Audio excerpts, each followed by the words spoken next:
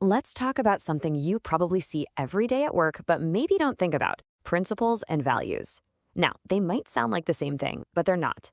And honestly, understanding the difference is the secret sauce to building a workplace culture that actually works.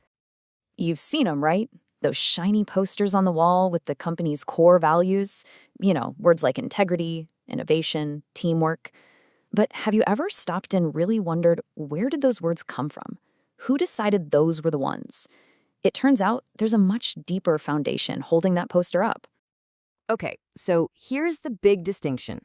Principles, they're universal. They're absolute. They're the unshakable bedrock of what is just fundamentally right for everyone, everywhere. But values are different. They're cultural, they're specific. They're all about what is important to a particular group, like your company. So think of it this way. Principles are the concrete foundation, and values are the unique house that you decide to build on top of it. So, a universal principle is basically a non-negotiable boundary. It's a line you just don't cross. We're talking about huge, widely accepted ideas like justice and basic human rights. These aren't just nice suggestions, they're the absolute floor for any kind of ethical behavior. So, if principles are the foundation, how do we actually use them?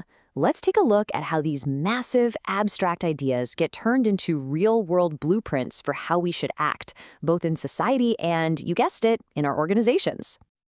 And this really gets to the heart of what makes principles so powerful. The philosopher John Rawls had this brilliant idea. For a principle to be truly fair, it has to be something that literally everyone can agree on, whether you're the CEO of a huge company or the person just starting out in the mailroom. That basic idea of fairness is what gives a principle its real moral weight. Rawls actually broke this down into two key ideas. First, you've got the equality principle. Pretty straightforward. Everyone gets the same basic rights and freedoms. But the second one, and this is so important, is the difference principle. It says that if there are going to be inequalities, in wealth or status, the system has to be set up so that those inequalities actually help the people at the very bottom the most. It's a pretty radical blueprint for a just system. And look, this isn't just some dusty philosophy. It has real-world applications.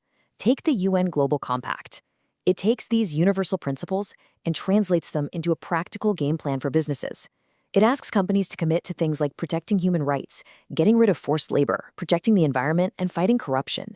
It's a global blueprint for how to do business the right way. All right, so we have our universal foundation. We have our global blueprints. Now for the interesting part.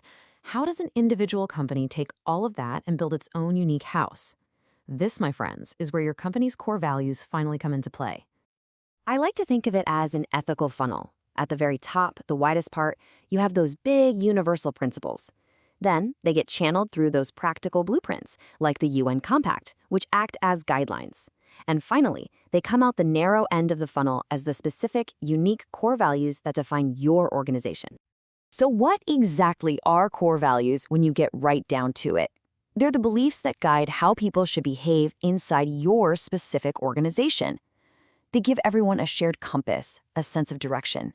And they're shaped by everything that makes your company unique: your industry, your mission, your culture.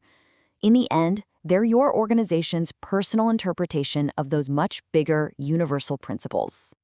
Now, at this point, you might be thinking, okay, this is interesting, but why does it matter so much? Well, it matters because this whole setup has a huge impact on whether a company is truly ethical or if it's just following the rules. And trust me, there is a massive difference. And here is the payoff. Plain and simple, the research is crystal clear on this. Ethics programs that are only focused on compliance, just a list of rules to follow, they have a much lower impact. But programs that are oriented around values, built on that deep foundation of principles, they have a way, way higher impact on how people actually make decisions. And that's because people aren't just following rules to avoid getting in trouble. They understand the why behind them. It's the difference between doing something because you have to and doing it because you genuinely believe it's the right thing to do. And that really is the bottom line. Anybody can print out a rule book and hand it to their employees.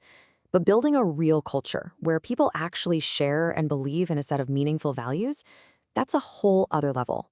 It's so much more powerful because people are guided by their own internal compass, not just by the fear of breaking a rule. So I'll leave you with this question to think about. Take a hard look at your own workplace.